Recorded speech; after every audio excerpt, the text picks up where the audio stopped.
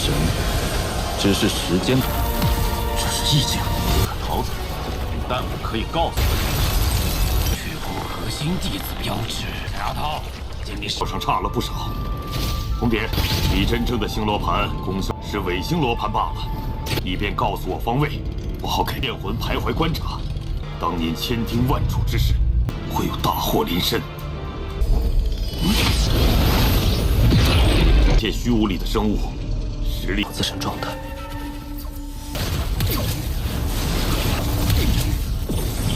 天界之门再次开启，并没有放弃。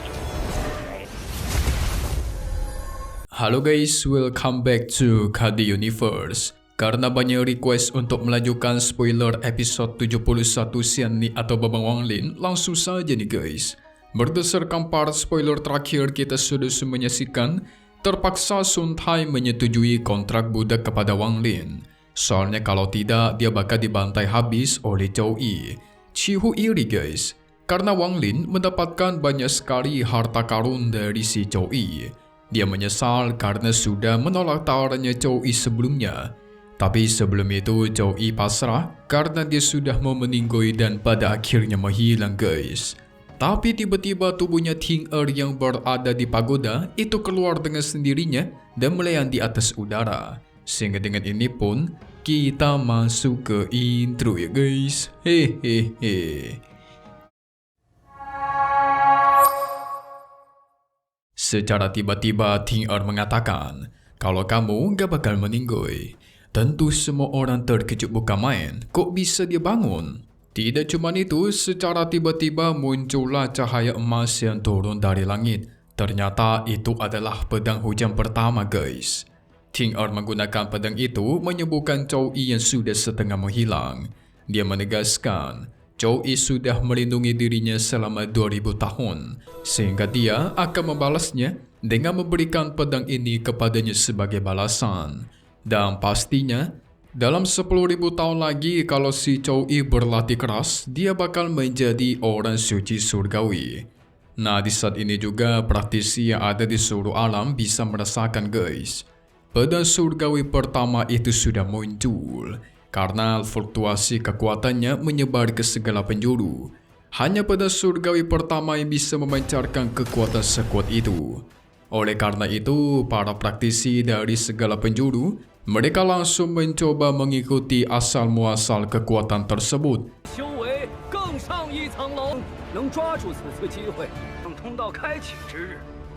Beda sama Wanglin, dia malah kelihatan ketakutan guys. Merasakan kekuatan Ting Er yang super luar biasa dan untuk pertama kalinya dia melihat orang yang sekuat ini.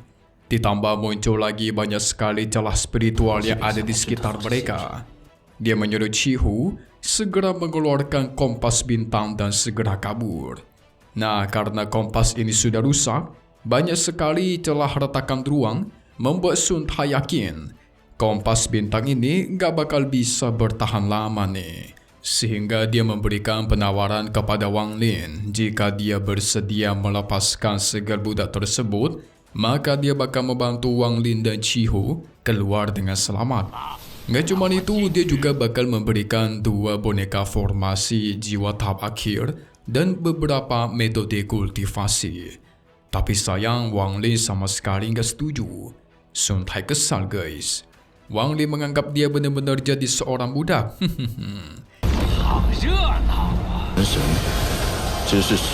Wanglin sebenarnya udah tahu kalau sampai dia melepaskan segel budak itu, otomatis si Sun Tai itu bakal langsung membantainya di tempat. Ditambah dia tahu teknik melepas segel, sehingga dia sama sekali tidak boleh melepaskannya. Sun Tai murka merasa dipermainkan, menegaskan kalau dia adalah tetua sekte mayat yang ada di benua Phoenix. Jadi dia tidak rela kalau dia sampai tunduk kepada siapapun. Wali mengeluarkan pagoda yang diberikan oleh Zhou Yi sebelumnya guys. Itu membuat Sun Tai tersiksa kesakitan. Ternyata domain milik Zhou Yi yang ada di pagoda ini bisa melawan si Sun Tai. Jadi Wanglin sama sekali tidak takut kepadanya. Wali mengetahui Sun Tai memiliki beberapa jiwa lainnya, untuk cadangan kalau dia sampai meninggoy. Makanya kemarin ketika dia dihabisi oleh Zhou Yi, dia masih bisa selamatkan karena beberapa jiwanya dicadangkan guys.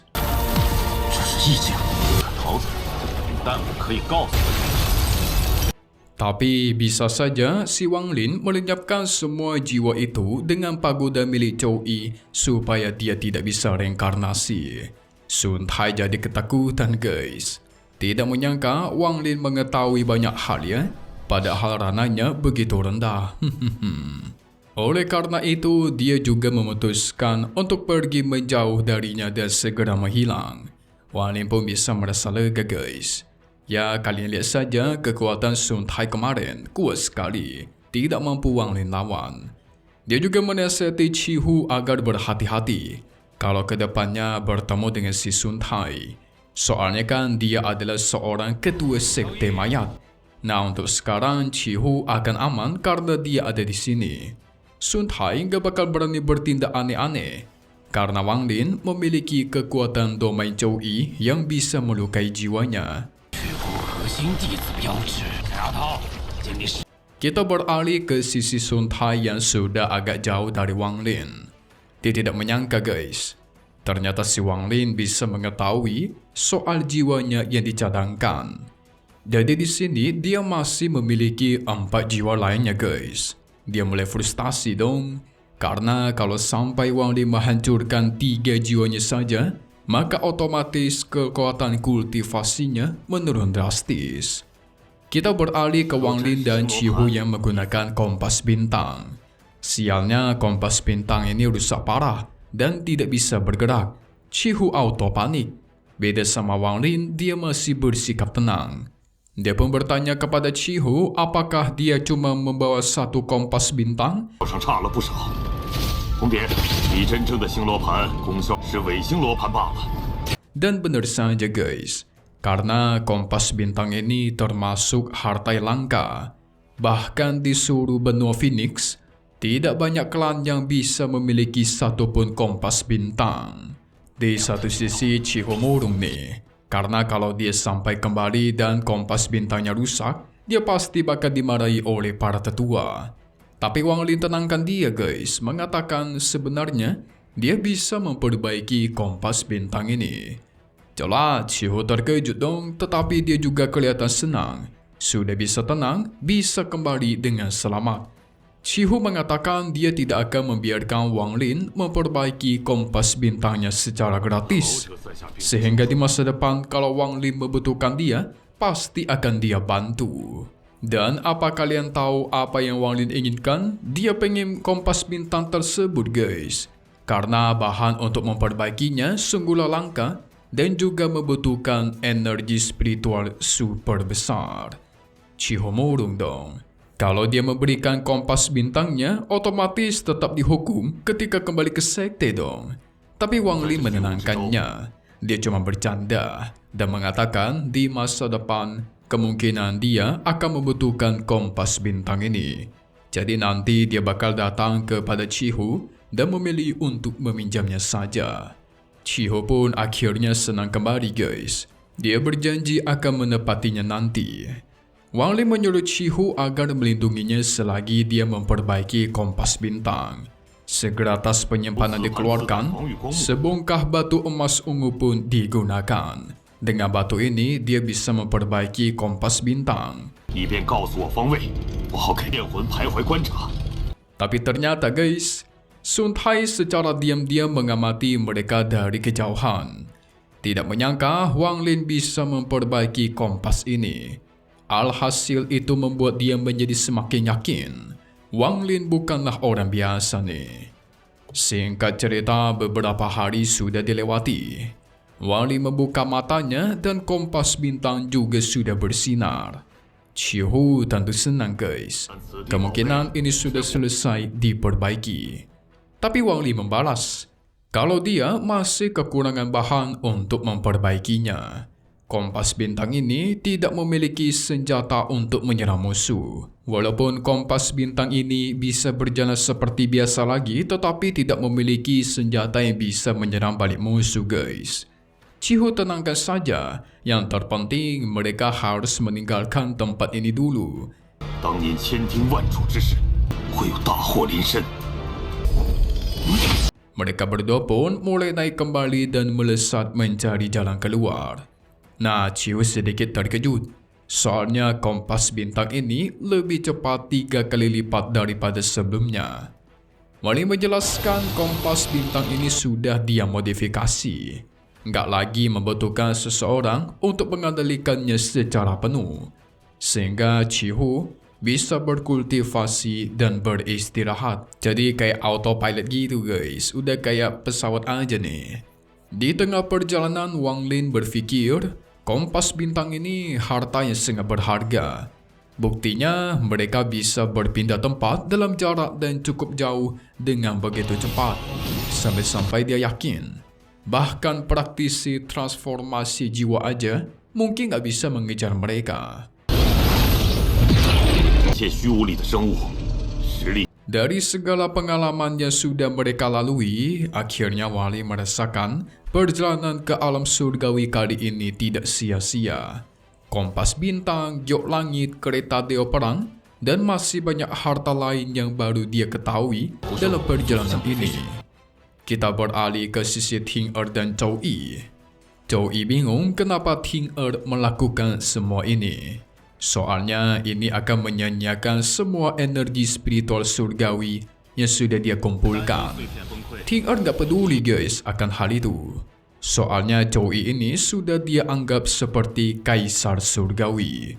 Sehingga dia tidak akan membiarkannya meninggal di sini. Tidak lama dari itu, pedang surgawi hujan kedua pun muncul. Di sisi lain, tepatnya di luar, para praktisi dari sekte lain mulai mendekati wilayahnya Wang Lin dan lainnya.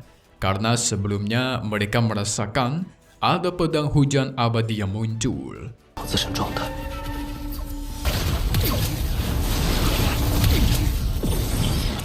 Contohnya aja nih, ada tetua dari sekte pedang Talo yang mengarah ke sana. Sebenarnya pada surgawi hujan, total ada 5 pedang guys. Tapi pada zaman dulu ketika alam surgawi ini hancur, 1 pedang surgawi hujan sudah rusak.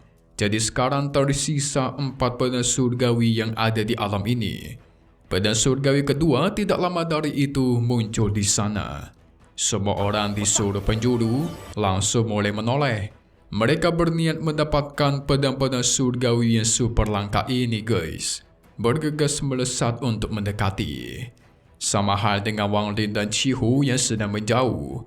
Mereka secara tiba-tiba berhenti di tengah jalan karena merasakan akan ada sesuatu yang bakal terjadi. Dan tentu ini bakal besar nih kejadiannya nih. Benar saja prediksi mereka. Tidak lama dari itu mereka melihat ada banyak sekali pedang surgawi yang melesat ke arah belakang mereka, yaitu pedang surgawi hujan guys. Entah ini yang keberapa, tetapi salah satu pedang surgawi hujan muncul di depannya Wang Lin. Wow, apakah ini gara-gara Ting Er ataukah bukan? Tapi kalau Wang Lin mendapatkan 1 aja pedang hujannya, pasti bakal diincar oleh semua praktisi. So, selesai dulu untuk spoiler episode 71 Renegade Immortal atau Xianni yang sangat seru guys. Semakin lama ceritanya semakin seru. Mimin akan lanjutkan spoilernya secepatnya di minggu depan lagi ya. Satu hal yang pasti cuma di sini, KD Universe. Thank you buat kalian semua nonton dan selalu support channel Mimin. Semoga kalian semua sehat selalu ya. Mimin pamit undur diri dulu. Kita bakal ketemu lagi di video-video selanjutnya. Oke kalau gitu, see you guys.